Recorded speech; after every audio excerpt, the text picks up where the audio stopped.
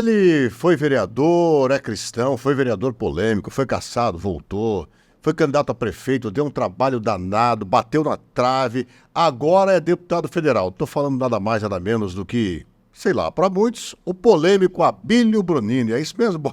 Boa tarde, bom dia, boa noite, não sei a hora que o pessoal vai assistir aí, tudo bem? Pois é, tudo bem.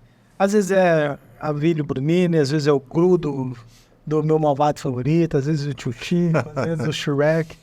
Não é bullying isso? Vários Não é bullying esse negócio aí? Fazer o quê? Faz parte da cultura popular essa prática do bullying com os políticos, principalmente. Tirava na brincadeira. Pô, nós estamos aqui recebendo o Abílio para bater um papo aqui no Pod Anderson. O Abílio, que é um dos caras mais polêmicos de Brasília, é o mais novo lá, um dos novatos em Brasília. Aí, ó, já tá comendo um bolinho da avó Albertina antes de começar o programa. Eu tava esperando começar o programa para comer esses bolinhos aqui, não é? Coca-Cola, café, né? Aí, vó Albertina, ele gostou do bolinho, viu? Eu só vim por causa dos bolinhos. Aí, tá vendo? Bom, você veio de uma família tradicional no meio evangélico, no meio cristão aqui de Cuiabá. Como é que foi essa virada de evangélico para entrar na vida política? É óbvio que você não deixou de ser evangélico sendo político, né? Mas o que eu quero dizer é o seguinte, como é que surgiu isso? Porque para muita gente, o jovem evangélico, você deve ter sido líder de jovem na Assembleia de Deus, essa história toda, mas como é que foi sair? Foi por causa dessa liderança? Foi por causa desse movimento? Como é que foi essa história? Sabe, isso acontece muito quando a gente vem do meio evangélico. Porque muitas vezes, e eu acho que vem até um certo de preconceito ainda que a gente precisa superar na sociedade, quando o político vem do meio evangélico. Quando um político vem do meio católico, você já viu se alguém pergunta? Não. Ou se ele vem do segmento espírita, ou da maioria, né? Etc. Ninguém pergunta nada. Raramente eu vejo essa pergunta surgir num podcast quando alguém vem de outro segmento religioso. Ela não pergunta, como que foi você sair lá da igreja católica e tal, e veio para a política. Ninguém nem pergunta. Mas quando é para o evangélico, isso acaba ficando muito enraizado. Tipo, ele é evangélico, olha de onde ele Até vem. porque o evangélico é considerado aquele que não se mistura com o mundo, vamos dizer assim, né? Então, mas não é só isso. Olha só, na política a gente precisa entender que nós não deixamos de ser evangélico quando a gente está trabalhando no nosso trabalho. Nós não deixamos de ser evangélico quando estamos no trânsito, não deixamos de ser evangélico quando a gente está com a nossa família. Então, por que deixaria de ser evangélico para entrar na política? Agora também não se deixa de ser católico para fazer nada disso, não se deixa de ser espírita para fazer nada disso, não se deixa de ser da Umbanda para fazer nada disso. Então não é a fé que norteia o caminho político ou que norteia o caminho da gente no trabalho. Mas a gente acaba tendo esse princípio de fé como uma base dos nossos valores, que norteiam os nossos valores. A minha família sempre foi da igreja, sempre foi. Meu pai foi candidato a vereador há muito tempo atrás, e ele perdeu 2 vezes. E as 2 vezes que ele perdeu, ele criou um trauma. Abílio. Abílio também. Abílio. E ele criou um trauma, porque ele ficou de suplente e nunca deixaram ele assumir. Então ele criou um trauma, não queria mais saber da política. Falou, não quero mais saber da política, não vou mais me envolver na política, traumatizado. E passou um tempo, eu me formei em arquitetura e urbanismo, comecei a discutir a cidade, e um secretário da prefeitura de Cuiabá, perguntou, quem é você para estar dando sua opinião sobre o planejamento urbano? Eu falei, eu sou o Abílio, recém-formado em arquitetura e urbanismo, e tal. Ele falou, você não significa nada. Se você fosse de uma entidade... Pode falar o nome dele? Eu não vou falar porque não vale mais a pena, ele não tá mais na política, então eu vou ficar prestigiando um cara. Não vou fazer que nem outro convidado. Então, assim... então, o que ocorre? Isso eu criei um sentimento no meu coração, eu falei o seguinte, um dia eu vou ser alguma coisa na política, vou te tirar daí e as pessoas vão ter mais participação. E isso ficou na cabeça, mas não foi um projeto de ser candidato. Aí veio 2013, com Fora Dilma, todo mundo ir pra rua, aquela coisa toda, e eu fui pra rua, segurei a... Quantos anos você tinha? Acho que eu tava com 21, 22, alguma coisa assim. E aí eu fui pra rua, fiz a manifestação, queria ir Fora Dilma e etc. E não aconteceu naquele momento, em 2013, que todo mundo falava que não era só por 20 centavos, mas isso acabou não acontecendo. E veio a reeleição, e a Dilma ganhou a reeleição. Isso deu aquela frustração. Eu falei, puxa, agora acabou, não tem mais jeito, não dá para confiar. E em 2015, a Dilma foi impeachmentada, de 2015 para 2016, né? E nesse processo, eu comecei um programa de rádio. Começando, chamando a igreja e a ética... a igreja e a ética política na Nazareno. E comecei a discutir sobre a política.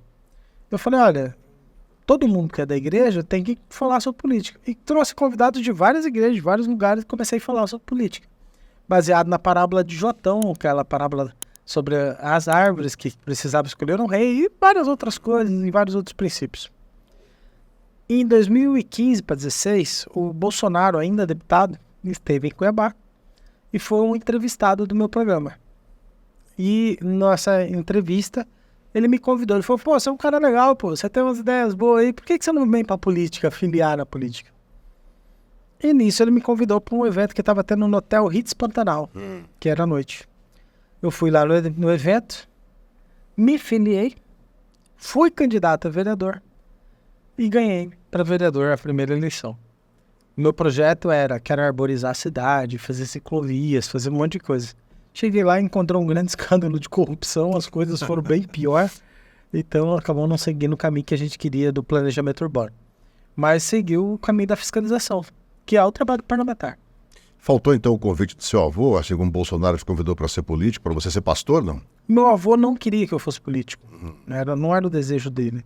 Primeiro, Conta um pouco para as pessoas quem era seu avô, né? Então, meu avô era o pastor Sebastião Rodrigues de Souza, do Grande Templo. O meu outro avô era o Roberto Jacques Brunini, da Rádio A Voz do Oeste, junto com a minha avó Lila. Então era de um lado minha avó Lila e meu avô Roberto da Rádio Comunicação. E do outro lado meu avô, pastor Sebastião Hermanilda, da igreja. Pastor Sebastião é que não queria que você fosse candidato. É que por causa do trauma que ele teve com meu pai, né? Então ele falava, olha, política não é um lugar bom, política é um lugar ruim. E ele tinha essa visão sobre isso. E eu, como arquiteto, não estava projetando igrejas. Então eu já tinha ali, eu fiz eu acho que uns 80 projetos de igreja. O principal modelo da Assembleia de Deus, a fachada da Assembleia de Deus, é um projeto meu. Sério, cara, eu não sabia. Esse da Arnaldo de Matos, ali do lado da Caixa d'Água Velha, que tem aqueles arcos brancos e tudo mais, que lá é meu projeto. Olha só. Eu projetei o novo Templo 7. Então ele gostava muito da minha atividade na profissão de arquitetura. Mas quando eu me tornei vereador, ele ficou muito feliz. E ele foi no meu gabinete, acho que foi uma das poucas vezes que ele foi na Câmara. Ele foi no meu gabinete, ele participou, ele acompanhou, ele me acompanhou sendo cassado, ficou feliz de eu ter sido cassado e feliz de eu ter voltado. É porque ele falou... Alegrem-se com os que se alegram, chorem com os que choram. Ele cumpriu a Bíblia, literalmente. Porque quando eu fui cassado, eu falei pra ele, eu não vou ceder, não vou fazer o acordo. E havia uma proposta de acordo. Falei, não vou ceder, não vou fazer o acordo. E quero que o senhor também não faça. Porque alguns foram até ele e falaram, pastor, se o senhor manifestar apoio pro fulano, na reeleição dele, a gente não caça a Bíblia. Eu falei para ele, deixa caçar. Não se comprometa, não faça acordo nenhum, não precisa salvar a pele. Salve a imagem da igreja, salve o seu trabalho, deixa caçar. Por que você foi cassado?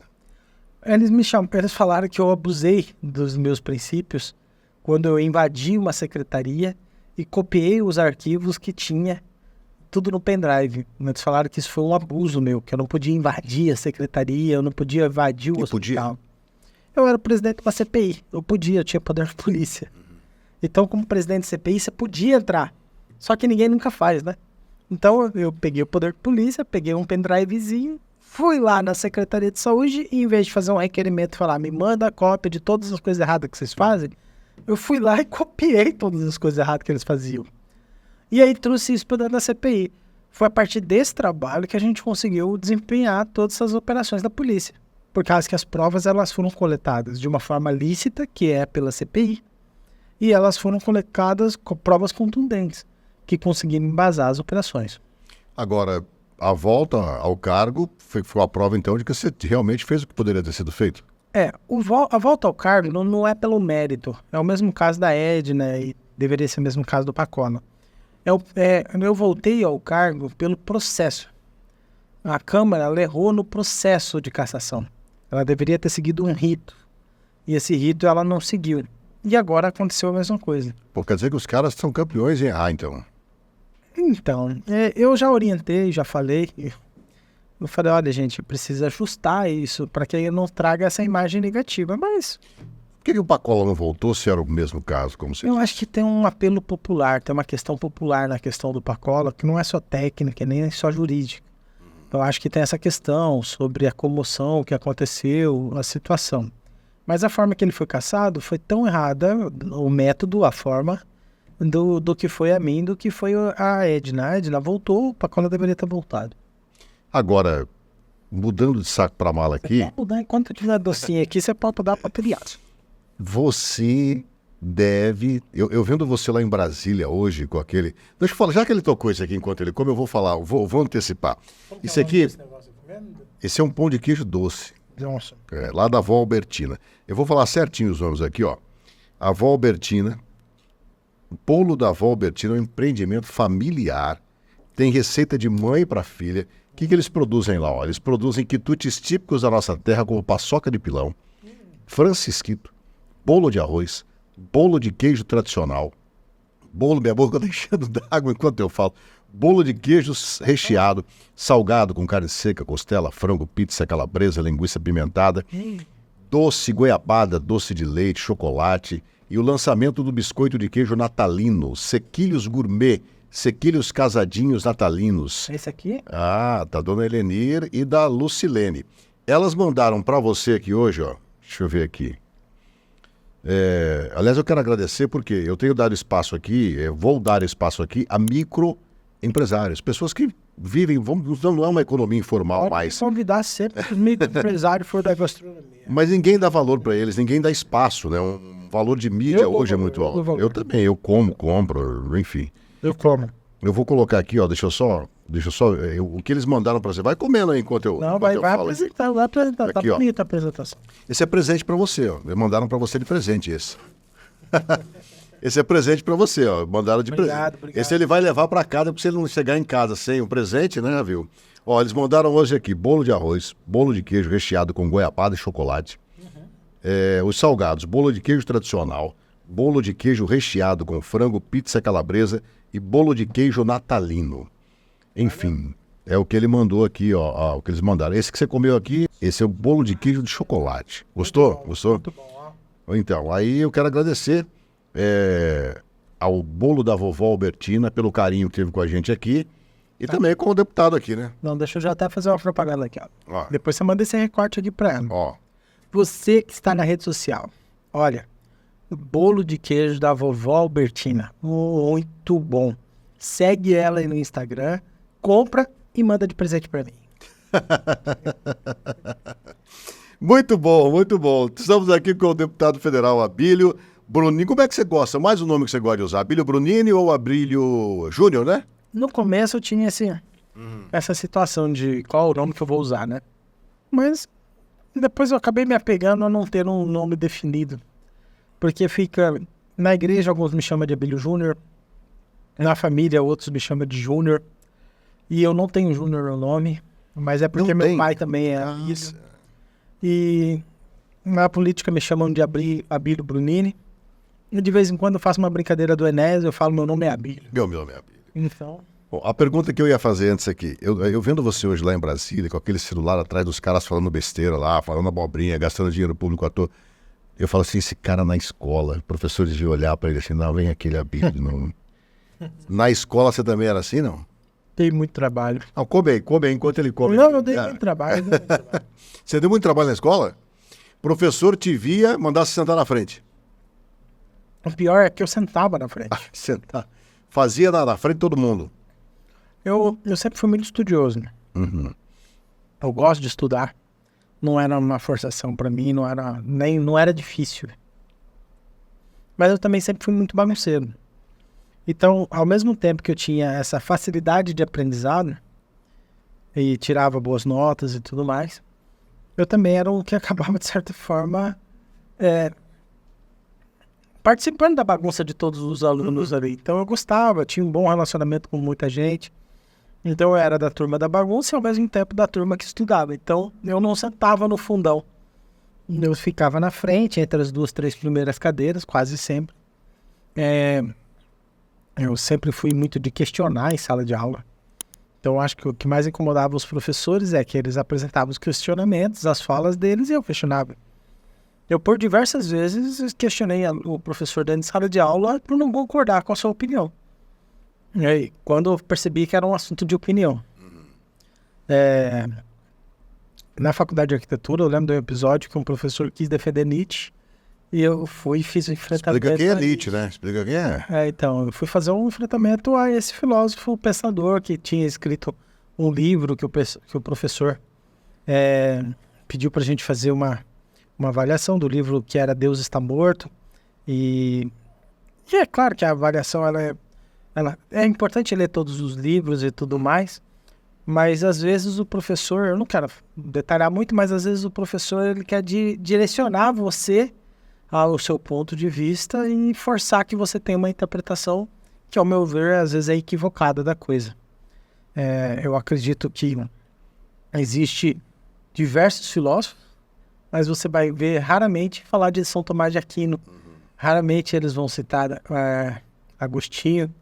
Raramente eles vão citar Lutero. Eles nunca vão citar, às vezes, alguns tipos de autores.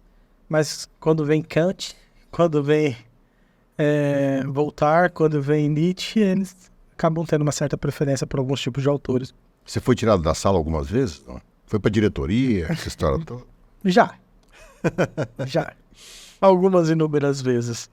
Eu já tive alguns conflitos nesse sentido. Muitas das vezes pelo questionamento mesmo, porque quando você tem um professor dentro de sala de aula, ele é uma autoridade dentro da sala de aula. E quando você desafia essa autoridade com o seu posicionamento, essa autoridade ela vai exercer a autoridade. E qual é a autoridade máxima que ela pode exercer? Sai da minha sala. Vai para a diretoria. Então essa é a autoridade máxima. Então muitas das vezes a gente tinha alguns questionamentos. Às vezes o professor mesmo estava ensinando de alguma forma errada e eu entrava em conflito e entrava na discussão, ou ele queria que eu executasse um método e eu apresentava o mesmo resultado executando outro método. Então, por algumas vezes a gente teve esses conflitos. Bom, eu vou aproveitar aqui e vou tomar um café. Você toma café? Você está tomando uma Coca-Cola, né? Então eu vou tomar aqui um café. E eu posso experimentar esse... Você nunca teve problema em sala de aula? Não, cara, eu sempre fui quietinho. Você sempre foi mais certinho, mais salvo? Sempre fui sossegado. Eu sempre... Nunca tomou uma advertência, nada? Nunca tomei uma advertência. Aliás, eu tomei uma vez, que eu apanhava no colégio. Porque no colégio meu pai falava assim, ó, brigou no colégio, apanhou, apanha em casa. Brigou no colégio, bateu, apanha em casa do mesmo jeito. Então eu vivia apanhando um guri lá. Um dia eu cansei e bati no guri. Aí, o certinho sempre se ferra, né? Aí botaram na minha caderneta, mandaram um recadinho pra casa e não sei o quê. Falei, pronto, agora eu rodei, né? Cheguei em casa e entreguei pro meu pai. Meu pai falou assim, o guri ficou muito machucado. Eu falei, não, pai, só dei um soco na boca do estômago dele e depois uma joelhada. Peguei assim, joguei. Eu lutava karatê na época, fazia judô, essa história toda. Aí meu pai falou assim, foi só isso? Falei, só. Mas ele não machucou muito. Falei, não. Só o suficiente. Só o suficiente. Ele falou, então tá bom. E eu tava esperando levar uma, né? Eu sempre fui. Mas meu pai me livrou dessa. Eu também. Mas é que uma hora eu não aguentei, né? Se bem que aí é o seguinte, no dia seguinte, sabe o que aconteceu? A gente tava brincando de pega-pega. Na minha época tinha tava brincando de pega-pega, eu e ele de novo. Ou seja, era um tipo de relação que não era uma coisa assim de ódio naquela época, né? A gente não tinha ódio na escola. Você deve ser dessa época também, mais ou menos. Teve alguns conflitos, eu participei de alguns deles. Mas não ficava aquele ódio, aquele ranço do cara querer te matar, do cara querer te... Às vezes ficava... O cara fala, vou descontar em você, né? Mas te matar não, pô, eu não... Às vezes ficava assim, às vezes... Então, bom, você é mais novo que eu tem quantos anos? Eu tô com 39. Então, eu tô com 55. Na minha época a gente não tinha esse... Vamos pegar você lá fora, aquela história toda. Eu estudei no Liceu Cuiabano, da época que eu estudava no Liceu Cuiabano, brigava com o pessoal do Médici. Aí você pegava, descia Mato Grosso para brigar com o pessoal do Médici lá embaixo, no final da Mato Grosso. Às vezes brigava com o pessoal do Isaac Newton. Mas eu também estudei no Guneving e outros lugares. A violência ela era diferente da violência de hoje. Ela tinha a violência física, tinha as discussões acaloradas e tudo mais, mas não tinha facções criminosas. Não chegava a esse ponto. Hoje o momento que nós vivemos, inclusive na área da educação, é um momento complicado. Eu estive numa das escolas esses dias e na parede das escolas estava símbolos de facções criminosas e os estudantes já se preparando para escolher qual é que iria participar. Então, assim, nós vivemos um momento diferente no nosso país. Hoje tá... Você viu aí o Ciro Gomes, o que fez, né?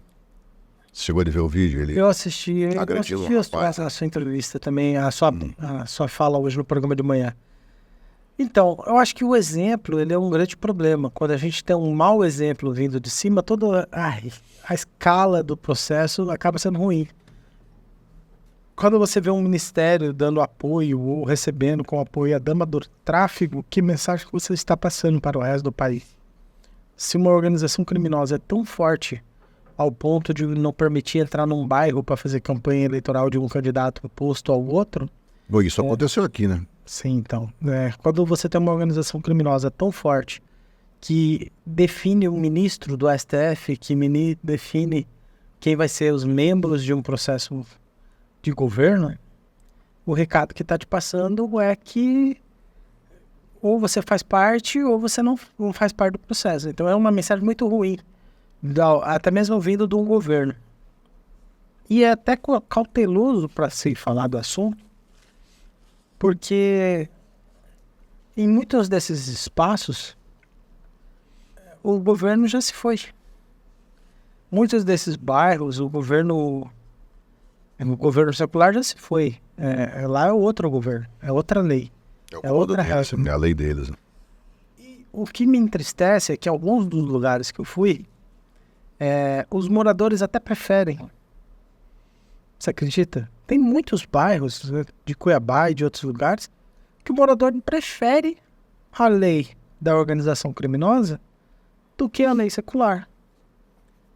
Porque se ele vai num bairro e comete um ato de latrocínio, roubo seguido de morte, alguma coisa nesse sentido,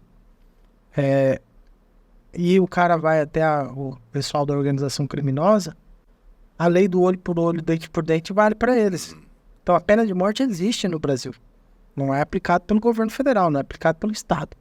Mas pelo esse Estado paralelo, a pena de morte existe. Então, assim, o próprio caso que aconteceu em Sorriso, as pessoas olham e aquela situação da mãe, das 3 filhas, o desejo da população como um todo é pena de morte. O desejo para o povo, se você perguntar e fizer um referendo lá em Sorriso hoje, fazer um questionamento, qual é a medida que deveria ser aplicada ao cara que praticou aquilo? Quando se ele estivesse preso, como deveria estar, já tinha outros crimes nas costas e foi solto, talvez não tivesse acontecido. A lei, ela é rápida para alguns e uma eternidade para outros. O sentimento de justiça, ele não é coletivo, esse sentimento. O sentimento que as pessoas têm é que a justiça existe para alguns e para outros a justiça não se aplica.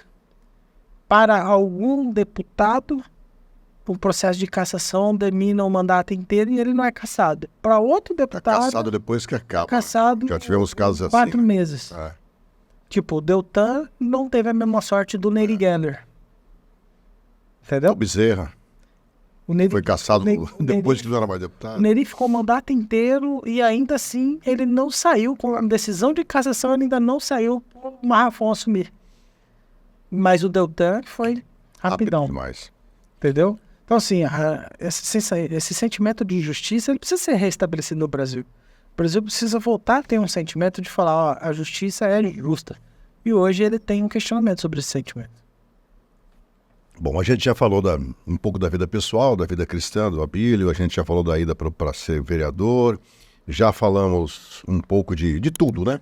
Agora eu quero entrar na sua decisão de ser candidato a prefeito de Cuiabá. Você tinha parceria com... Velaton? Era o Velaton, onde vocês iam, faziam aqueles vídeos, mostravam aquelas... Essa parceria deixou de existir? Não, ela existe. Mas existe ainda. Mas o tempo te leva a projetos distintos. Uhum. Você, por exemplo, não sei se você ainda está na TV Cidade Verde, tá? Ainda sim. Então, mas você já esteve em outras emissoras, sim, já? Sim. E os projetos, eles têm um ciclo, né? Às vezes eles avançam em determinado momento e às vezes a vida te leva a seguir outros caminhos, outros rumos, dar avanços em outros projetos. O Velaton hoje está na Secretaria de Turismo do Governo do Estado, está está executando um excelente trabalho lá, está fazendo tudo que pode. É uma secretaria adjunta, ela ainda não tem essa autonomia de uma secretaria própria que poderia lhe dar mais condições de até entregar resultados melhores, mas como uma adjunta ele está fazendo tudo que ele pode. E eu, deputado federal. Quando nós dois éramos vereador, nós dois estávamos juntos no mesmo ambiente de trabalho, a gente trabalhava junto. Eu, ele, o Dilemário, o Bucic, o Gilberto Figueiredo chegou a ser vereador junto com a gente naquele espaço, o Diego Guimarães, que hoje é deputado estadual. Então, passou um período, aquela eleição, a gente cumpriu o nosso trabalho como candidato a prefeito. Apresentamos um bom projeto para Cuiabá e, infelizmente, a maior parte da população escolheu outro candidato. Em 2022, nós disputamos para deputado federal, ambos, mas a gente já tinha disputado ambos também para vereador, e ambos tinham ganho. O nosso desejo era que os dois ganhassem para deputado federal e assim os dois poderiam entregar um resultado para a população. Não ocorreu, eu ganhei e ele foi para a Secretaria de Turismo. É possível a gente voltar? Tudo é possível, mas acho que no momento político que nós estamos, a probabilidade é pouca. Porque por ele participar do governo do estado, ele faz parte de um novo grupo político. E eu, por participar na Câmara Federal, estou dentro do grupo político mais à direita, como a gente está hoje. Bom, aí foi a candidatura sua a prefeito, uma das mais disputadas. Você deu um trabalho violento para Emanuel Pinheiro, que acabou se elegendo com uma diferença muito pequena de votos. E eu ouvi as pessoas falarem demais assim, olha, o Abílio perdeu para ele mesmo, olha, o Abílio foi arrogante quando não deveria ter sido, olha, o Abílio podia ter pesado menos na mão, que talvez hoje ele fosse o prefeito da capital. Você concorda com isso, não? Concordo. Se é a opinião da maioria das pessoas, a gente não vai discordar, porque mudar essa opinião da maioria não vai ser possível. Mas eu estou até escrevendo um livro sobre isso. 10 dicas para perder uma eleição. Se você quiser perder a eleição, você tem o desejo. Até essa câmera, né? Se você tem o desejo de perder uma eleição, eu estou escrevendo um livro para você. 10 dicas de como perder uma eleição. Então, através desse livro, você reconhece que hoje, se você tivesse pesado menos um pouquinho na mão, você seria prefeito da capital? Olha, tudo, né? São uma série de circunstâncias. É claro que eu não avalio que a culpa seja somente minha, até porque eu tenho só um único voto. A escolha é das pessoas. As pessoas votaram no outro candidato. Foi decisão delas, não foi a decisão minha. Mas como muitas vezes a pessoa diz que eu perdi para mim mesmo, né? Eu tenho que reconhecer as características que levaram a perder. Esses 10 erros foram cometidos por você. Dizer que vai mandar 3 mil pessoas embora na véspera da eleição. Isso provavelmente contribuiu. Até porque com uma prefeitura de 20 mil servidores, 3 mil, sem dizer quais são os 3 mil, qualquer um dos 20 mil poderia ser o ameaçado, o parente desses 20 mil, o amigo desses 20 mil, então poderia ter um efeito cascata. Claro que isso contribuiu. Chegar na Gazeta, não cumprimentar o dono da Gazeta, o cara vai lá, o cara vai lá te cumprimentar, você não cumprimenta o cara. Outro erro. Contribuiu. Se eu perdi por 1%, cada erro nesse processo... Por que você não cumprimentou? Olha, de verdade, eu cheguei na Gazeta, o ambiente estava muito desagradável, não era um ambiente organizado para receber uma disputa de um debate tão importante quanto aquele. Claro que não sei se isso tem responsabilidade do Dorileu, mas as informações também que nos tinham dado era que alguns desses jornalistas que estavam para fazer as perguntas para nós estavam tendenciosos a fazer perguntas que nos prejudicassem. E as informações que a gente tinha recebido é que a Márcia Pinheiro estava conversando com esses jornalistas antes do debate. Então assim, poxa, você vai num debate que é para ser imparcial e você tem a esposa do outro adversário político conversando com jornalistas antes do debate, por mais que não seja o que pareça ser, mas fica aí você achou que uma suspeição, né? Você achou que o Dorileu tinha alguma interferência nisso? As informações que nos passaram é que haveria. Eu não sei se houve, se não houve, não tive como provar, mas eu achei o coração muito amargurado naquele dia. Eu falei, antes de chegar, eu tava chegando, eu tinha recebido uma foto no WhatsApp da Márcia conversando com o jornalista dentro do debate, dentro do momento do debate, e eu indo pro debate. A mulher do prefeito falando com os jornalistas antes do debate. Será que ela estava falando as perguntas? Será que ela estava perguntando para os jornalistas quais eram as perguntas para o Emanuel? Tinha quebrado o o princípio da imparcialidade, de cada um ter o seu espaço. E eu recebi aquilo, e recebi umas informações que o Dorileu havia facilitado ou organizado com o Emanuel, perguntas e respostas, e o jeito do debate acontecer. Não sei se é verdade, não sei se é verdade. Você nunca conversou com ele sobre Eu isso? conversei já com o Dorileu, mas no sentido de pedir desculpa por não ter cumprimentado.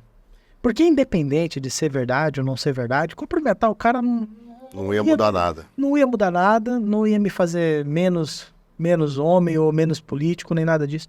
Ia dar mais urbanidade, né? Independente de tudo isso. Eu precisava ter esse sangue frio que hoje eu tenho. Então isso é um dos capítulos. Se você quiser perder a eleição, não cumprimente o dono da primeiro emissora deles- que você vai fazer um debate. Um deles, o primeiro foi demitir Não, 3 mil. O outro não. Não foi o primeiro, ainda não está na ordem. Tem muita coisa. O outro não cumprimentar o dono das maiores empresas de comunicação do Estado. Pois é. Outra dica, se você quiser. O presidente da Assembleia Legislativa, no caso, o Eduardo Botelho, ele tinha ligado pra gente que ele queria me apoiar.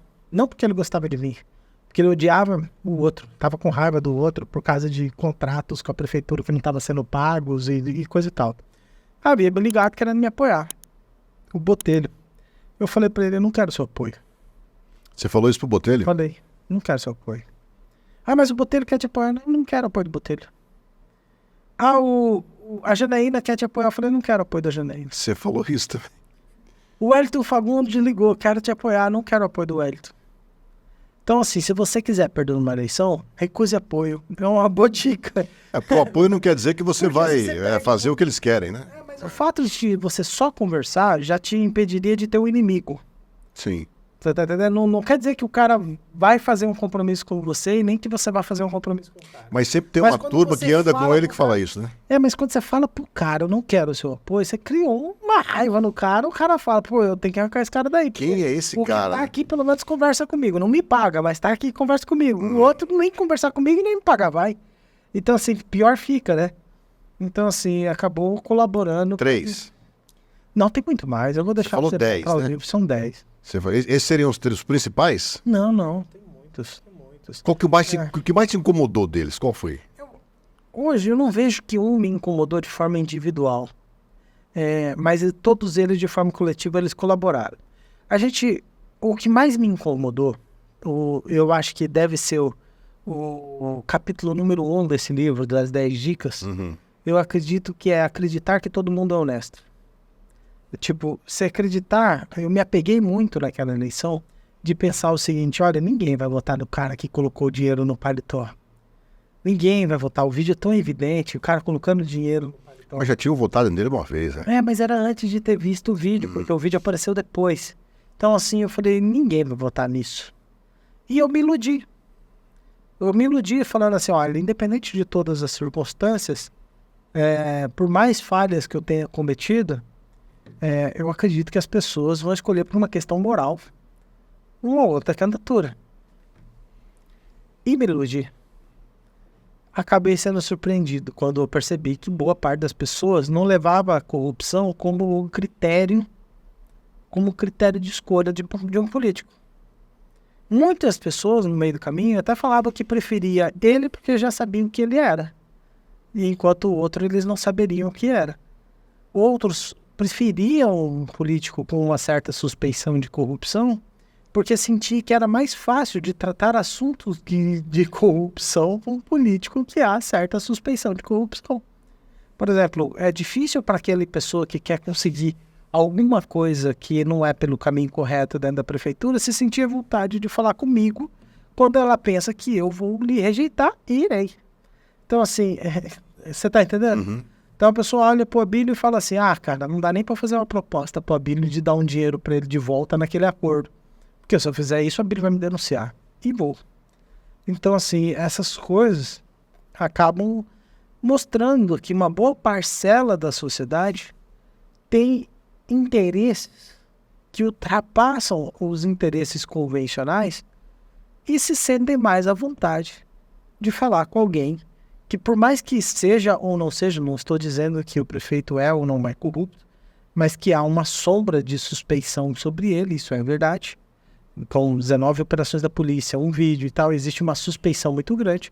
Então, sobre essa suspeição, lhe abre a vantagem de discutir com aqueles que há interesse sobre o caso. E existe uma parcela da população que tem esse interesse. Você conversa com o Manuel Pinheiro? Não. Não tem relação nenhuma, nada lá? Eu só encontro de vez em quando no aeroporto, no avião, e trato com civilidade. Eu acho que é Só um oi, só um... Eu acho que aprendi lição do Orineu, sabe? Então eu trato com civilidade a todos hoje. Então, assim, se eu encontro alguém que eu não gosto, que eu me cumprimento, e aí, tudo bem? Boa tarde, tudo bem? Mas ele conversa com você sem problemas também? Nós não tivemos nenhuma conversa desde há muito tempo, então assim, eu não conversei com ele, ô Manuel, eu não fiz essa conversa. Se ele quisesse apoiar a sua candidatura a prefeito, Olha, eu agradeceria muito e recusaria. você não aceitaria hoje o apoio de Manuel Pinheiro à sua candidatura a prefeito? De modo algum. De modo algum. Não faria o menor sentido. Não faria o menor sentido. Eu falo, olha, qualquer pessoa que quiser votar no Abílio, vota. É direito da pessoa de votar. Mas vota sabendo em quem está votando. Está votando numa pessoa que tem determinados princípios, que tem determinados valores, que é chato. Que é chato. E que não vai negociar muito esses valores. Eu não tenho essa pretensão de negociar meus valores para ganhar uma eleição. Aceitaria o apoio de Paulo Mendes? O apoio do Mauro é um apoio muito importante. É um apoio muito importante.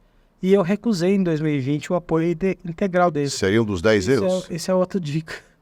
O governador ele foi até lá, gravou um vídeo para mim, manifestando apoio para mim.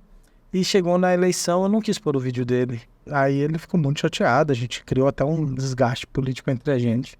Então, assim, se você quiser perder uma eleição, também recuse o apoio do governador. Mas você foi peitudo, né? Você rejeitou o apoio do governador, rejeitou o apoio do presidente da Assembleia, rejeitou o apoio da Janaína Riva, quem mais? Senador. Do Elton E Fagundes. perdi por 1%. E perdeu por 1%. Então, o que dizem que você perdeu para você mesmo, tem De fundamento. certa forma, tem fundamento, não tem? Agora, tem coisas que é importante a gente colocar. Naquele momento, eu acreditava que eu precisava não é ganhar do meu jeito. Naquele momento, eu precisava apresentar uma fidelidade com aquilo que a gente tinha começado. A gente começou um projeto individual na política, no sentido de que não tinha um desejo com a velha classe política, de amarração com a velha classe política, que era um projeto de descolar dessas ideias e começar uma ideia nova. E a gente seguiu e deu certo. A gente foi para o segundo turno, estava em primeiro lugar em boa parte do segundo turno e, infelizmente, num determinado ponto, o marketing negativo sobre a minha pessoa foi muito acrescido. Houve muitas calúnias, difamações e tudo mais. E chegaram a dizer que eu roubei palmeira de igreja. Olha só, eu lembro. E aí eu tive que ir eu moro em apartamento. Sempre morei. E fizeram um vídeo falando que eu roubei a palmeira da igreja e coloquei na minha casa. E eu não moro em casa, eu moro em apartamento. Mas os caras pegaram uma palmeira, uma casa que tinha uma palmeira igual a palmeira da igreja. Nem era minha casa, nem nada. E eu tinha que ficar fazendo um vídeo mostrando para as pessoas que não, eu não moro aqui, eu moro aqui no apartamento, eu não tenho casa. Eu não tenho nada a ver com essa palmeira aí. Não tem palmeira, e a palmeira estava lá, e a igreja tinha palmeira, a palmeira estava lá na frente da igreja. E eu tinha que sair distorcendo, mostrando a realidade. Bom, vamos fazer uma parada técnica? Falaram até que eu batia no meu padrasto, no padrasto, esse marido da minha mãe. Ah, batia mesmo? Mas pegaram um senhorzinho lá, não era... Não batia, não. Não era o meu padrasto. Não era o seu padrasto, não era você que batia. Nem eu que batia. Nem você que batia. Pegaram um senhorzinho, o senhorzinho gravou, olha, o Abílio, não sei o que, não sei o que. Aí eu tive que pegar o meu padrasto de verdade, junto com a minha mãe, e falar, gente, esse aqui é o meu verdadeiro padrasto, ó. Eles estão inventando essa história. Não Esse outro é um fake, né? Não é, meu padrasto é feio, mas não é tão feio assim. E tinha que ficar desconstruindo muitas das narrativas. Então, assim, a política, ainda mais no segundo turno, é sangrento, é terrível. Eu gastava muita energia desconstruindo as mentiras. E por mais que você entra na justiça, vamos lá, ele soltou um vídeo na internet, você entrou na justiça, você conseguiu tirar o vídeo daquele lugar, mas já baixaram aquele vídeo, já soltaram o vídeo com fake news no grupo de WhatsApp. Já reverberou. E quando eu tinha provocado 3 mil servidor público e muito mais, eles pegavam os vídeos de fake e espalhavam na cidade inteira. Então não tinha impulsionamento que aguentava chegar antes dos fake news que estavam em tudo quanto é lugar. Então assim... os critérios foram bem pesados. Vamos fazer uma parada técnica para você saborear aqui as delícias da avó Albertina? Essa é a melhor parada. Ó, a avó Albertina está colaborando. Pode ficar à vontade aí, ó. Tem água, tem Coca-Cola, tem café. Não, eles têm o deles lá, isso aí é só para você. Vó Albertina, obrigado. Da avó Albertina e o pessoal da Full Time também. A Full Time é que produz o Pod Anderson aqui, né? Todo mundo elogiou o pessoal da Full Time, a qualidade de imagem, a qualidade de som. É óbvio, né? Eu falo assim que grandes marcas de credibilidade atraem marcas de credibilidade. A minha história com a Full Time vem, nem sei eu de quanto tempo, né? Há muito tempo a gente sentou para... Tô fazendo uma parada técnica para o deputado comer aqui as delícias da avó Albertina aqui. E aí, na primeira vez não deu certo, a gente teve uma primeira conversa, não deu certo. Aí, nessa segunda vez, do nada, ele de novo mandou uma mensagem. Vamos fazer uma parceria? Falei, vamos conversar. Aí fizemos dessa parceria que, graças a Deus, está dando certo aqui. A gente está conseguindo bater papo. A ideia do Pod Anderson é essa, é bater papo, é descontrair. Esse estúdio meio Star Wars ficou muito bom. Ele gostou. Estilo de... Você sabe que eu sou fã do Star Wars, né? Você é meio Jedi. Eu sou meu... barba, eu tenho o lado da força. Mas não negro, né? Eu tenho o lado da força positivo, que é Jesus Cristo, né? Senhor e Salvador da minha vida. Então, esse é o lado. E aí a gente está reunindo aí essa série de parceiros e pessoas que... Esse aqui eu não comi ainda. Esse aqui você comeu? Muito bom, tô comendo de tudo aqui, pô. Esse aqui é o quê? Vou terminar 2 quilos mais gordo nesse programa aqui. Então vou devolver. Nossa, que maravilha. Bom, né? Vocês pegaram esse de chocolate? Rapaz. Pegaram ou não pegaram? Pega aqui, pô.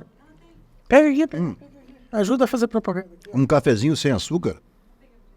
Tem aí. A avó Albertina mandou, pô. Olha isso aqui, mas que maravilha. Chocolate, né? O bom aqui é isso, né? O pessoal todo da equipe tá comendo também.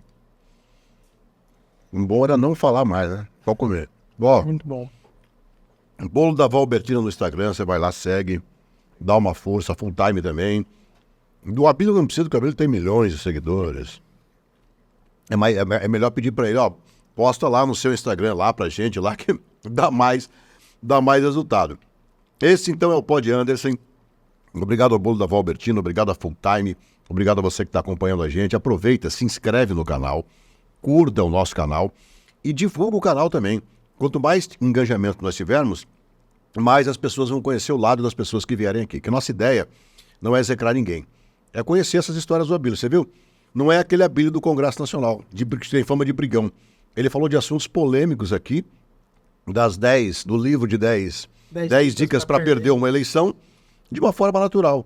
Ou seja, reconhecendo erros, reconhecendo falhas que talvez se alguém cutucasse ele com vara curta, ele não teria essa paciência para responder, já cometeria o 11º erro. O 11º erro. Hoje eu te digo que não cometeria com facilidade, não. É porque, assim, depois de uma experiência que eu passei, e a gente passa tanta experiência, eu Cafezinho? não fico mais nervoso, sabe? Uhum. Eu tô no meio da confusão, todo mundo brigando, xingando pra bater em mim, pra fazer o que for, eu não vou ficar nervoso. Então hoje a gente tá com uma tranquilidade. E eu acho que isso acaba sendo da experiência que a gente passa. Eu sirvo para você. Não, pode deixar. Passa sendo da experiência que a gente passa. Quando você passa um estresse muito grande, uma crise muito grande, você acaba tendo uma experiência para lidar com elas depois. Tá sem açúcar. Tem mais um erro lá que se você quiser colocar. Sim. Brigue com a imprensa. Você brigou com a imprensa? Ajuda. Mas comigo não, pô. Contigo não, mas Comigo não. os jornalistas. Como você sabe, meu pai? Com quem você brigou? Com quem eu não briguei. Não, com quem você brigou. Então é mais fácil eu responder com quem eu não briguei. Não, mas assim, alguém conhecido, assim, que ficou chateado, magoado. Então, Além do Dorileu, é claro, O que né? você precisa, o que eu entendi e demorei para entender? Assim, a boa parcela da imprensa, ela depende de economias públicas mesmo. Vamos ser claro, o investidor privado Sim. é uma parcela muito significativa do orçamento dos veículos de comunicação. A mídia do Estado, da Prefeitura, da Assembleia, do Tribunal de Contas, do Ministério Público, acaba sendo a grande parte do financiador da comunicação, principalmente no meio de jornalismo, no estado de Mato Grosso. Não sei se nos outros estados são assim, mas aqui prioritariamente Eu acho que sim. Então, o que ocorre? Chega um período de eleição municipal, a prefeitura ela não pode empenhar recursos na imprensa local. E o Estado e a Assembleia passam a ser os veículos que impulsionam essas economias. Contudo, com a briga política polarizada que tinha entre o governo do Estado e a Prefeitura, não sei de qual modo, a Prefeitura continuou sendo a sólida fiadora dos principais veículos de imprensa. E eles sentiam uma certa ameaça em mim, porque em muitas das vezes eu fazia entrevistas falando que cortaria essas regalias da imprensa. Então eu falava, olha, é assim, tá gastando absurdo, e tal, e difícil e tal. E aí a imprensa, que tem funcionário para pagar, que tem gente, um monte de coisa para desenvolver, ficava pensando o seguinte, pô, por mais que Emanuel tá atrasando para pagar a mídia, pelo menos ele vai pagar uma mídia significativa, coerente às despesas que eles têm. Já o Abílio não, o Abílio pode cortar e o Abílio não ser o grande fiador. E nisso acabou criando um posicionamento que a imprensa já não gostava de mim por ser de direita. Ou seja, então não foi contra alguém específico, mas foi uma briga que você comprou com os veículos. Vários veículos. Então, assim, eles se sentiram ameaçados com o meu posicionamento e começaram a fazer várias matérias, às vezes até caluniosas contra mim. E eu, como não tinha essa experiência de como lidar com a imprensa, eu acabei indo até os veículos em entrevistas e criticava eles abertamente. Então o cara vinha para fazer uma entrevista comigo e eu criticava ele. Mas você tinha na sua assessoria algum jornalista? Tinha, que falava. Os caras não te falavam? Falava. E você não via? Então, tá no capítulo. Isso é Tá no capítulo do livro. Então, o que acontece é que eu tava, sabe aquela raiva, falando assim, pô, não é possível que a imprensa tá do lado desse cara, esse cara tá fazendo o que tá fazendo e a imprensa tá do lado dele. E aí o jornalista vinha, Abílio, qual a sua opinião sobre isso? Eu falava, não vou falar com você, não quero te dar entrevista. Você dava uma de Abel Ferreira. Cara, funciona muito bem se você quiser perder a eleição. Olha, estratégia quase que infalível. E por fim, ao perder, parecia quando o Lula ganhou, e você viu aquele vídeo da Globo comemorando que o Lula ganhou a eleição? Então, quando o Emanuel ganhou a reeleição, os jornalistas foram na porta da casa dele comemorar com ele que eles ganharam. Eu não estava lá. Não, claro que não, mas uma boa parcela estavam, alguns veículos estavam, e hoje choram. Dívidas que a prefeitura tem com essas pessoas, elas têm veículo de imprensa que a prefeitura de Cuiabá deve 500 mil, 600 mil reais para um veículo de imprensa, porque mandou ordem de serviço e não pagou. Aliás, você fez um pedido para a assessoria de comunicação da verba de que cada veículo recebe, né? Sim, sim. E a gente está encaminhando uma denúncia ao Ministério Público, eu já estou conversando com o Mauro Zac, para que possa fazer a apuração. Porque imagina o seguinte... Não que elas estejam irregulares, né, gente? Ele fez um pedido e aí, através desse pedido, é que vai se chegar se estão ou não, né? A gente achou algumas dissonâncias ali que acaba... Dá para citar alguma, não? Não vou citar porque vale a investigação e a investigação faça apuração. Mas tem veículo que não tem nem site direito, o site é muito mal, copia e cola a matéria de outros sites e tem lá uma mídia de 25 mil reais para aquele veículo. Mas o que pode acontecer? Eles podem ter que devolver esse dinheiro? Eu espero que sim. Há chance para isso? Se não houver, então que haja ruptura da continuidade desse negócio, porque eles continuam fazendo, tem que ter critérios. Eu acho o seguinte, tem audiência, contribui, é sério, vale a pena. Agora, é um veículo de esquina que surgiu do nada, não copia e cola matéria, não produz conteúdo, não faz nada. E é ainda do parente do secretário ou da amante do secretário. Tem isso, é? É ligado à família do outro deputado ou do não sei o que, e etc. E quer o site só para pegar 10, 15 mil livre. Você conseguiu descobrir isso, então? Quer dizer que tem essas ligações? Chegando isso daí. É só. Entendeu? Então, assim, tem limites das coisas que não dá. Não dá pra gente fazer vista grossa em tudo. Isso prejudica até a boa mídia. A mídia é séria. Porque imagina o seguinte, você tem lá seu programa de rádio com responsabilidade, com rotina, você tá lá, você investiga. Para quem pensa em programa de rádio, não é só chegar lá e fazer um programa de rádio. O cara preparou antes, levantou a pauta, organizou, mandou pro cara que vai reproduzir, se estudou para falar, se tem um entrevistado, você estuda sobre esse entrevistado. Então não é só chegar lá e fazer tudo isso. Você falar os gargarejos com ovo cru para manter essa voz entonada assim. Mas então não é só chegar lá para fazer a entrevista. E aí, de repente, você tem uma mídia para receber e não recebe, não pagam, ficam lá 90 dias, 120 dias enrolando para pagar e você na mão daquele cara. Em contrapartida, a amante do deputado, a amante do vereador, tem um site de blogueira que copia e cola matéria de outros lugares e ganha 15 conto, 16 conto e tá pagando em dia. Saber o nome disso aí. E tá ganhando e tá pagando em dia. Então, assim, é desrespeitoso com você que é um bom profissional. É desrespeitoso com os outros veículos que são bons profissionais. Agora, tô falando sério. Olha a história que ele tá falando. Tem um site da amante do político, que é uma blogueira, que está recebendo dinheiro. Isso aí vai dar uma confusão, porque vai atingir a família dessas pessoas também, essa investigação. O que eu fiz? Eu estou repassando, esperando a investigação. Assim que tiver, a gente torna público. Agora, se não for, eu não expus o nome da pessoa e aí a pessoa não tem esse constrangimento. Até para tomar o cuidado de não constranger a pessoa que não for comprovadamente. Tem muitos. Só para você ter noção, pelo levantamento que a gente fez, em torno de 38, 39 sites sob suspeição. Que tipo de suspeição? Suspeição de que eles são laranjas. Que eles não são sérios veículos de comunicação. Mas sim uma forma de lavar dinheiro para passar para alguém interessado, um cabo eleitoral ou uma outra pessoa. São suspeições. A gente vai levantar, vai ver o número de acesso desses sites. Isso de verba publicitária da prefeitura? Da prefeitura. E quem autoriza? Então, quem autoriza é um processo. A prefeitura diz que quem autoriza é a agência. A prefeitura, mas todo mundo sabe como que é, né? O secretário libera a PI lá, o pedido de inserção para o veículo, que vai lá e faz o acordo com o secretário pede para a agência só executa aquele pedido. Que não é assim que deveria funcionar.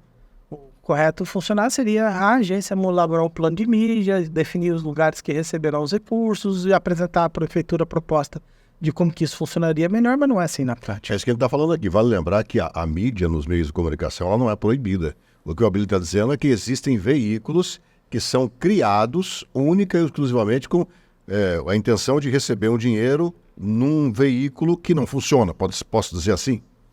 Então, eu não estou dizendo que não se deva investir em comunicação em veículos de comunicação. Você não quer comprar mais uma briga, né?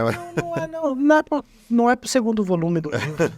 mas o que eu estou dizendo é o seguinte, até eu acho que se deve investir com responsabilidade, com valorização, com respeito ao orçamento público, mas também respeito à mão de obra daqueles profissionais que estão trabalhando. Você tem que trabalhar e tratá-los com responsabilidade.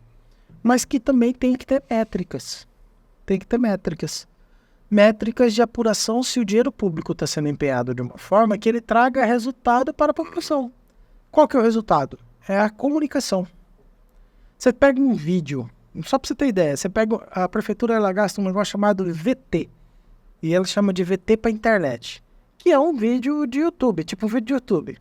Ela gasta R$18 mil para alguns sites colocar aquele vídeo. Aí o site coloca o vídeo institucional lá embaixo. Lá embaixo do site ou em algum lugar. E está ganhando 18 mil para aquele vídeo ficar naquele site todos os dias. Aí eu clico lá no site, às vezes por curiosidade eu faço isso, clico no vídeo, ele abre no YouTube ou no próprio site, e você vê quantos views tem o vídeo. Quantas pessoas assistiram o vídeo. 18, 19, 20... E a verba? Cara, você tá pagando R$18 mil para 18 pessoas assistir o vídeo que sequer passou por inteiro, porque a pessoa clicou, assistiu, às vezes não gostou e saiu. E que responsabilidade que eu tenho com isso? Às vezes na saúde tá faltando um equipo. Às vezes na saúde tá faltando um losartana, remédio de R$2,05. Às vezes na saúde tá faltando um outro material. E o cara tá gastando 18 mil num vídeo, num site que não tem visualização. Qual é a responsabilidade com isso? A prefeitura ela precisa ter uma certa responsabilidade.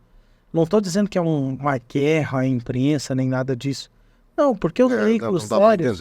Porque os veículos sérios, eles vão trabalhar de forma séria, eles vão trazer resultado, a gente tem que comunicar, a gente tem que informar, a gente tem que O apoiar, veículo sério busca o resultado. a gente tem que apoiar a imprensa local, a gente tem que valorizar o bom jornalista, o bom veículo, a gente tem que apoiar isso.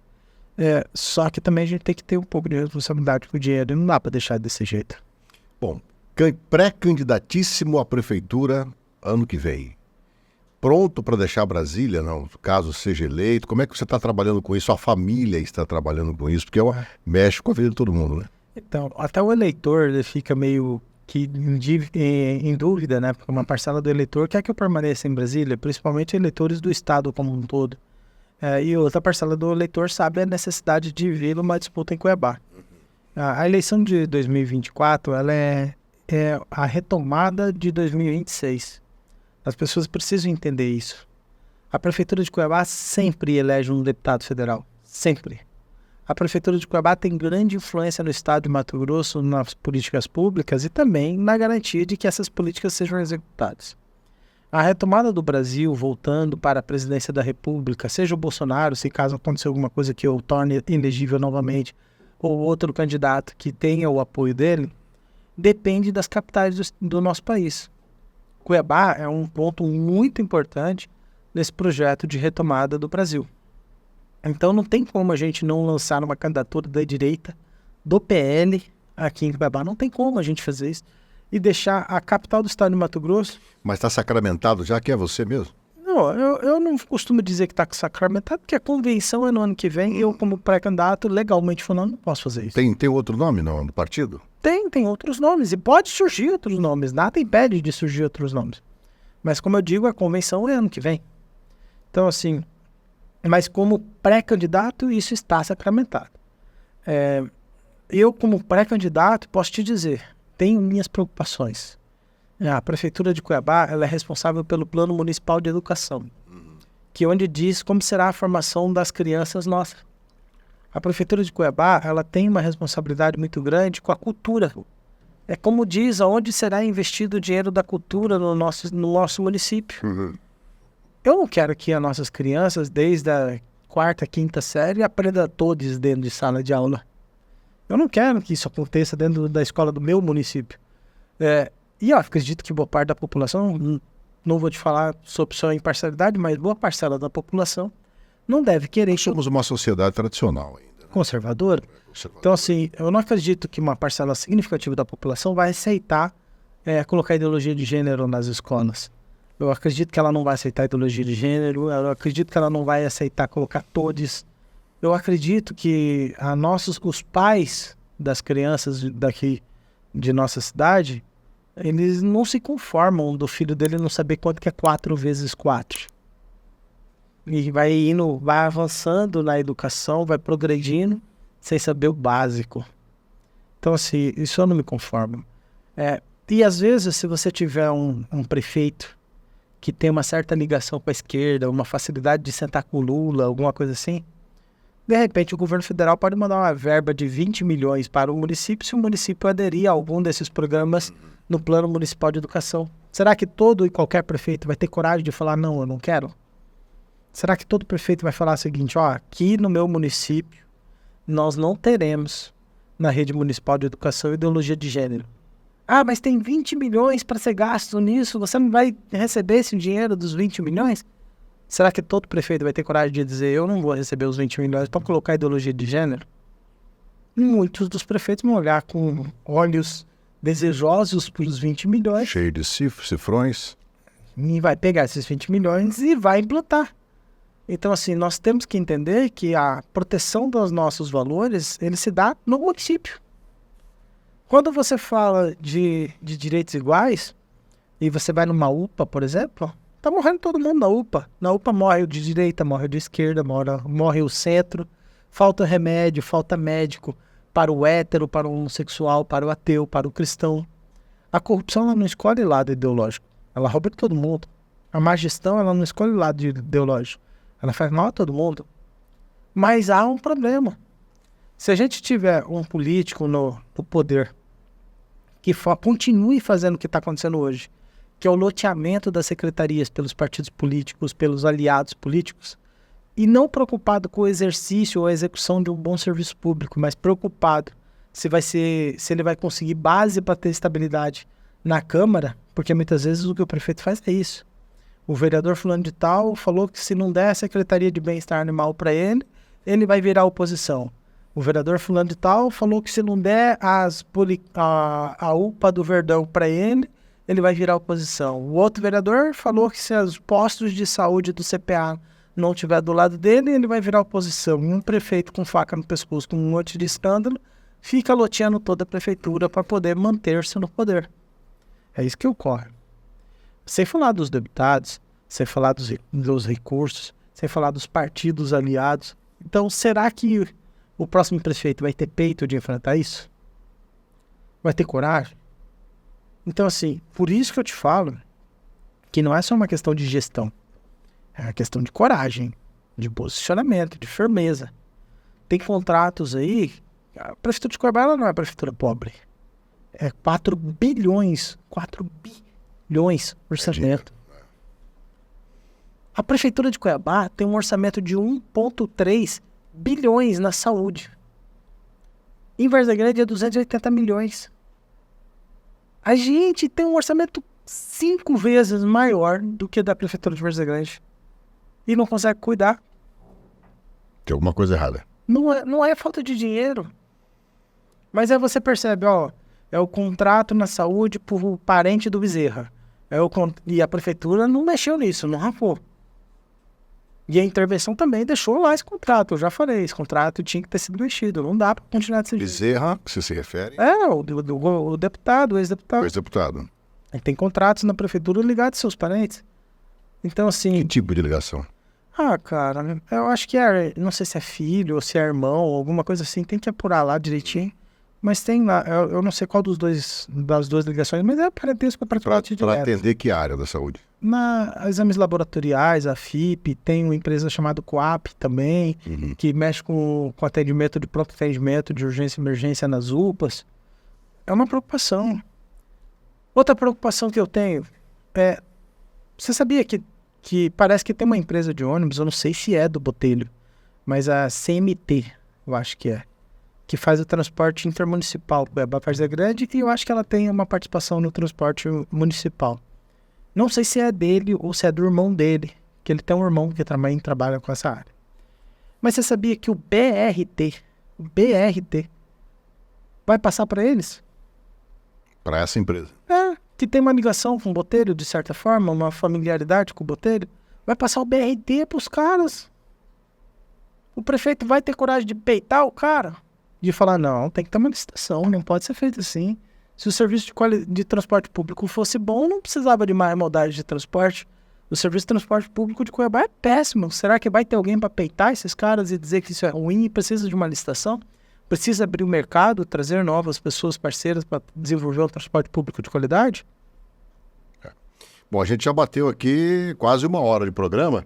O papo, quando é bom, é assim, né? Mas para a gente se encaminhar, se eu tomar seu cafezinho aí, como é que você classifica a Câmara de Vereadores de hoje sem o Abílio? Você acha que os caras estão dando conta do recado, não? Olha, eu não sou desse tipo de pensar que sem o Abílio, como se tivesse que ter eu para ter uma boa Câmara. Não, eu acho que não é necessário que seja o Abílio ou que seja o Velaton ou não sei o quê. Precisa de pessoas com coragem que façam o enfrentamento que é necessário fazer. E essas pessoas existem hoje? Existem, elas não conseguem, eu ainda acho que eles precisavam se comunicar melhor entre si. Hoje eles são muito individualistas, de certa forma, eu não sei quais os motivos disso, mas eu penso que se nós tivéssemos uma aliança entre os vereadores muito bem representando a oposição lá, se eles trabalhassem juntos, que nem ocorreu com a gente na época que eu era vereador, a gente tinha um resultado. O Abílio conseguiu grandes resultados. No meu caso, eu consegui grandes resultados por causa que eu tinha um aqui do meu lado, que entendia na questão de fiscalização de orçamento. Você tinha um Dilemário, que entendia na questão de comunicação. Você tinha o Velaton, que também entendia de comunicação e de fiscalização. Você tinha o Diego, junto comigo, na parte jurídica. Então, nós tínhamos um time que, por mais que nem todos tinham domínio de todos os assuntos, a gente se ajudava. Se ajudava. Hoje você tem ali a Michelle Alencar, o Dilemário, você tem o Felipe Corrêa, você tem outros nomes lá, e eles não se conversam. Assim, eles estão ali na sessão, mas eles não têm uma ação junta, não tem uma fiscalização conjunta, não tem uma representação no Tribunal de Contas junto. É quase como se tivesse cada um cuidando de si. Isso é muito ruim, porque você tem bons players. Né? A vereadora Michelle Alencar, que eu gosto muito, admiro. Aliás, você a convidou para ir para o seu partido, né? Caso ela mude de partido. Eu acho que ela combina, você tá entendendo? Eu acho que ela combina com o PL muito mais do que com o União.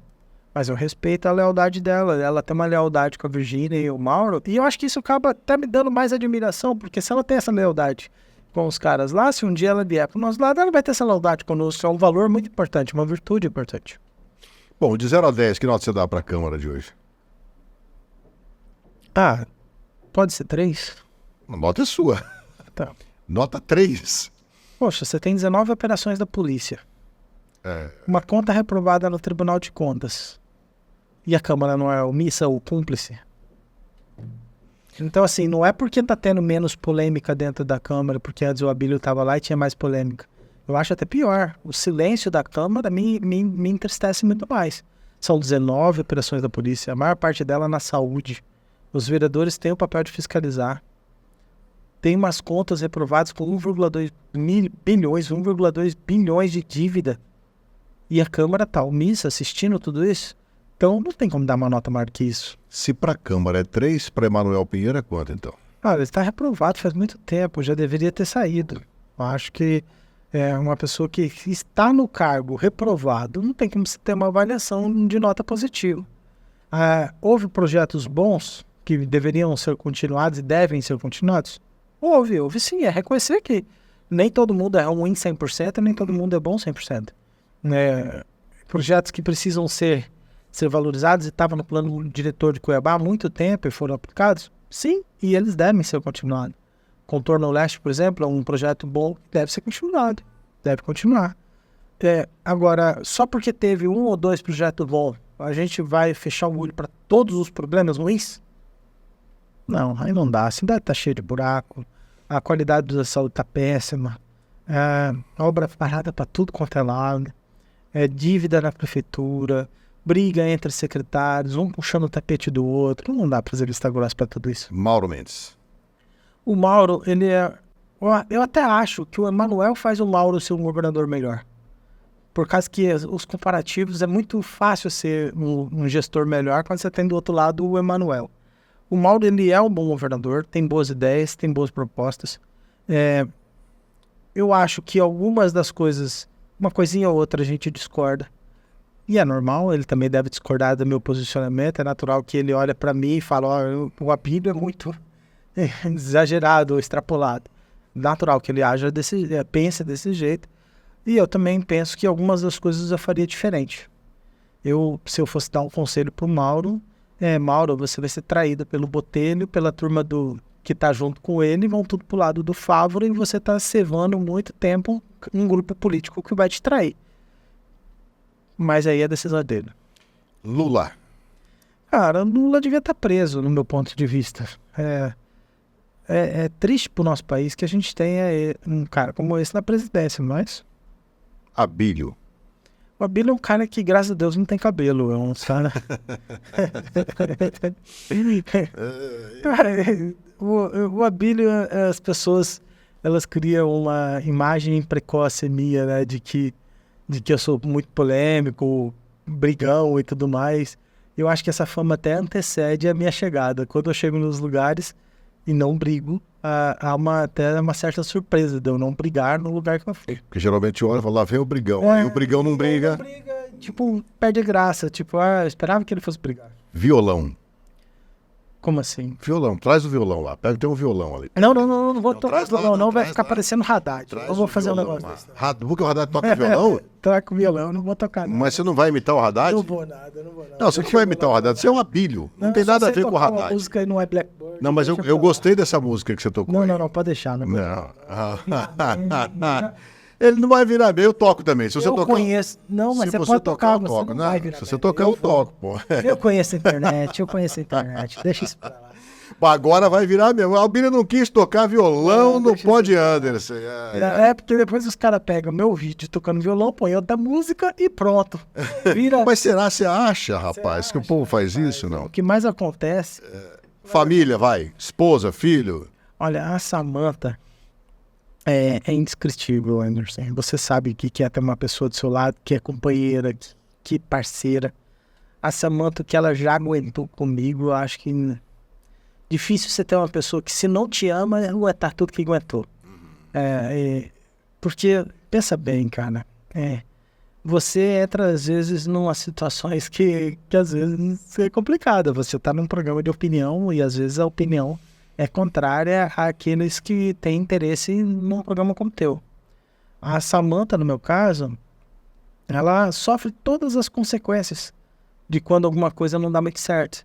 Tipo, na CPMI, eu entrei em algumas confusões na CPMI, os haters, aquelas pessoas que odeiam a gente, entravam na rede social da Samantha para xingar ela, para ofender ela, atacar ela. A Samantha, ela teve que...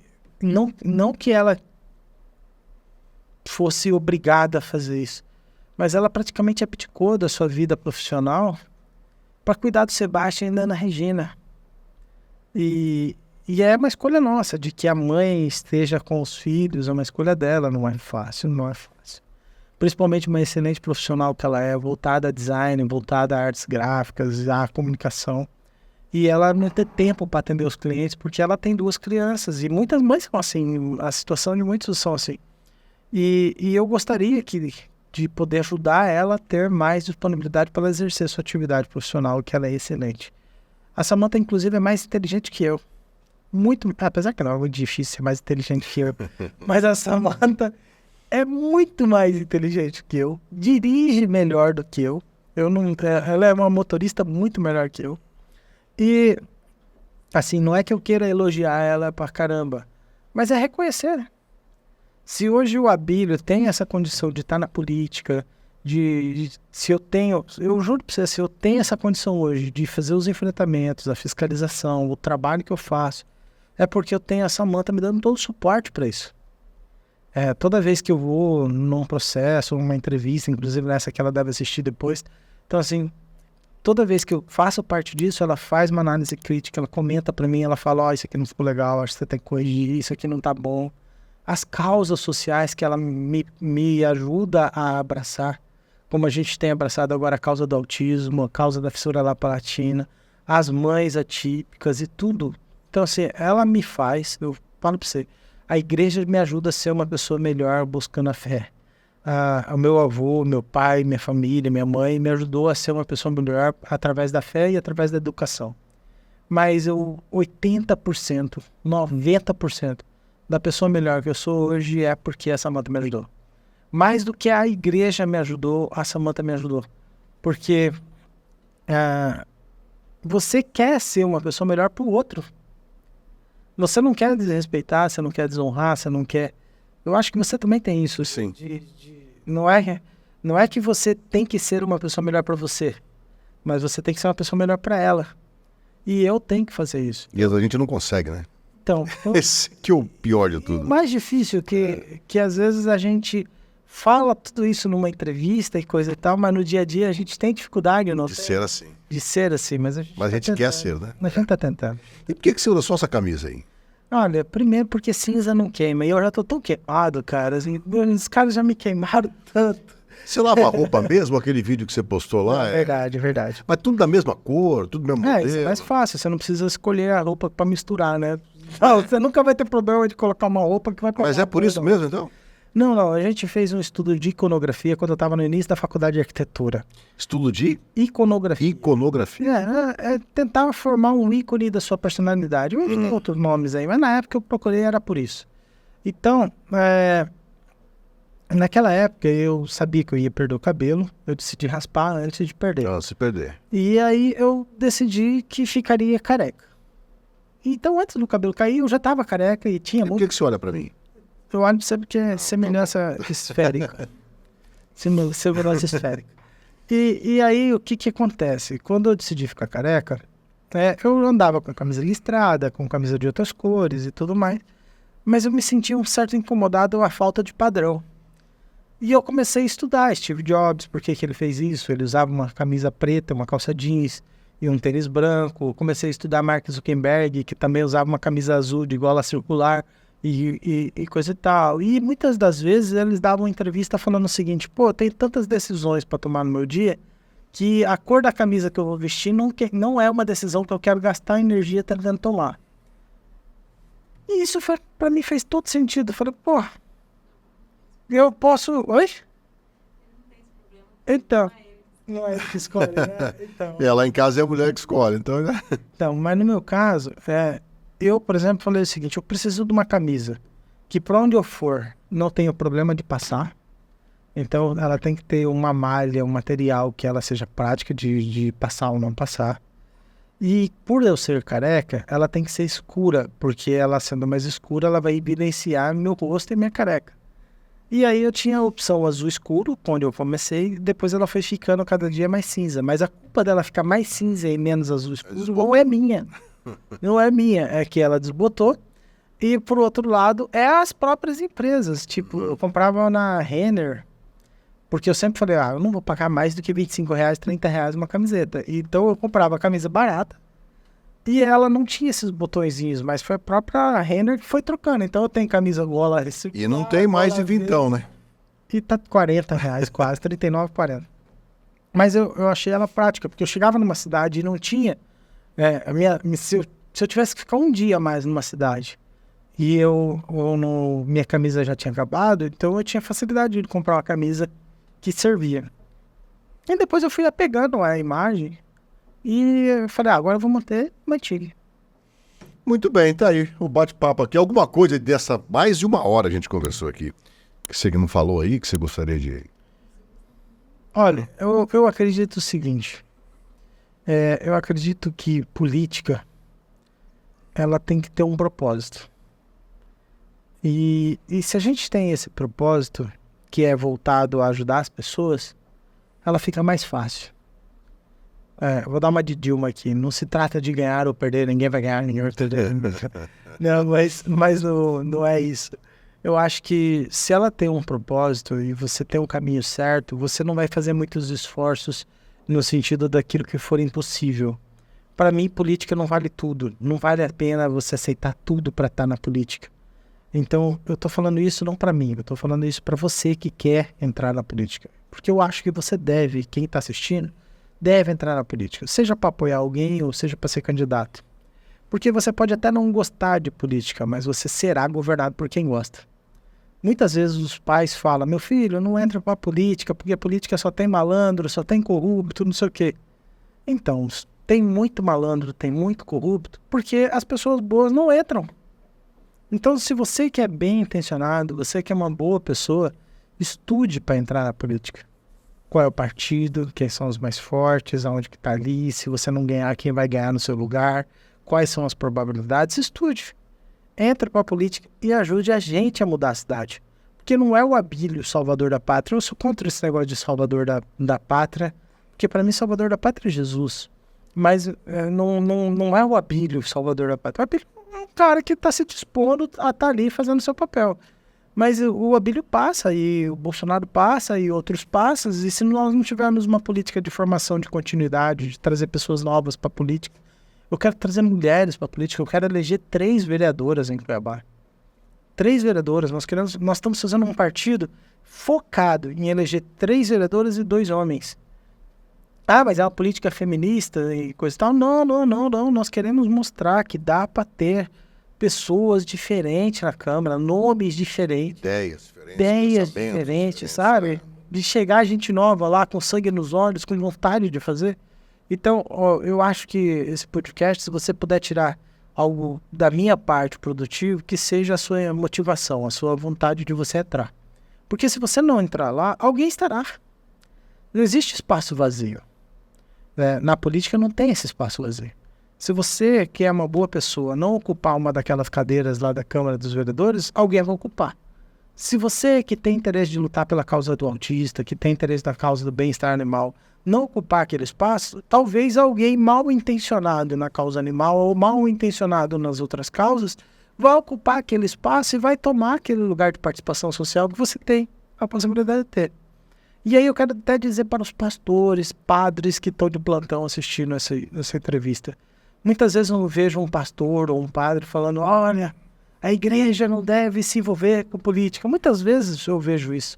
A igreja não vai se envolver com política, a igreja não vai tomar lado e coisa e tal. Aí você vai ver o filho do pastor é contratado do político corrupto, o outro é contratado num político corrupto, o filho do parente do padre, o amigo do padre, alguém da igreja está recebendo não que dinheiro. não possa ser contratado, né? Mas, Não, mas a motivação dele criar esse negócio de imparcialidade da igreja é porque às vezes o próprio pastor tem vergonha de dizer que está apoiando um político corrupto e vai falar imparcialidade, porque aí os irmãos às vezes vão lá e se liberam na contratação de pessoal. Mas o que eu quero dizer é o seguinte, o pastor, o padre, as pessoas de lideranças políticas, as pessoas de liderança do bairro devem, todo mundo que tem algum tipo de liderança, influencer da internet, não se venda por qualquer tipo de migalha, de festa de igreja, de camisa de time de futebol, de nada disso. E participe da política. Porque quando vier da política alguma pauta discutindo sobre aborto, não adianta fazer campanha de oração dentro da igreja. Olha, irmãos, vamos orar para não ter o aborto no nosso país. Mas na hora de escolher os representantes para combater o aborto no nosso país, lava as mãos e dá uma de Pilatos e fala, ó, não vou escolher nenhum candidato. Quando vai ter uma discussão lá que nem teve, de liberação de drogas e tudo mais, o pastor, o padre, alguém fala, não, a igreja não deve se envolver com política. Aí vem o negócio da droga, olha, irmão, vamos orar para tirar o filho da irmã Maria aqui que está nas drogas. Peraí, é incoerente. Se a gente quer tirar o filho da irmã Maria nas drogas, vamos trabalhar a legislação para aumentar os crimes, para aumentar a pena sobre os crimes de tráfico de drogas. Mas não. Eles falam o seguinte, a política é lugar sujo, a igreja não se mistura. Aí tem a festa, que é o dinheiro do político para financiar a festa. É incoerente. Então, assim, o que eu quero dizer para padres, pastores e todos, não é todos, quero dizer para todos, é o seguinte, não dê de Pilatos, não faça uma de Pilatos. Não lave as mãos. Não lave as mãos. Entenda a sua responsabilidade. É claro que eu não estou dizendo que o pastor ou o padre deve ser filiado a algum partido político e coisa e tal. Mas não dá para você ter uma decisão entre alguém que defende o comunismo, que defende o marxismo, que claramente está lá escrito no livro Capital de Marx que a igreja é o ópio do povo, está claramente dizendo que tem que acabar com a família, que está claramente incentivando ideias contrárias aos valores que a igreja prega, e você lava as mãos e fala, cada um escolhe o que quer. Não dá para fazer desse jeito. Então, assim, por isso que eu falo para todos, pastores, padres, participem da política, ajudem as suas igrejas a participarem da política, a escolher bem, com coerência, inteligência, com posicionamento. E entenda que toda guerra espiritual, ela também se trava no mundo real. Amém. É uma verdade. A gente temos as nossas lutas contra principados e potestades, mas ao mesmo tempo temos as nossas lutas que são traçadas aqui embaixo, né? Que precisam de poderes naturais, da lei, né? Da política para serem exercidas. Eu, por exemplo, se fosse seu candidato a vice, a gente já poderia bater a foto do cartaz. É a mesma camisa, a mesma cor de camisa. Ia parecer um espelho, né? Ah lá, ó. Olha lá. Aí não ia ter nem problema na cédula eleitoral. Olha lá, mesma camisa, mesmo cabelo, né? Enfim. Mas obrigado por me convidar, principalmente pelos salgadinhos e lanchinhos aqui. Abílio Brunini, Abílio Júnior, Abílio para todos nós. Obrigado você por estar aqui no Pod Anderson. Obrigado a Full Time por produzir mais um programa. Ao bolo da vovó Albertina, que agora a gente vai comer mais ainda, né? Porque falando tanto, ele quase não fala, eu quase não falo, então aí já viu como é que faz. Obrigado, Abílio. Obrigado. Sucesso, nosso cumprimento aqui, original, aqui assim, ó. Gente, esse foi mais um podcast. Não se esqueça, inscreva-se no canal, ative as notificações, o sininho aí para você receber o nosso programa toda vez que ele estiver no ar e compartilhe o link, né, para que cada vez mais pessoas tenham acesso ao Pod Anderson. Um beijo no seu coração, Deus te abençoe e até a próxima.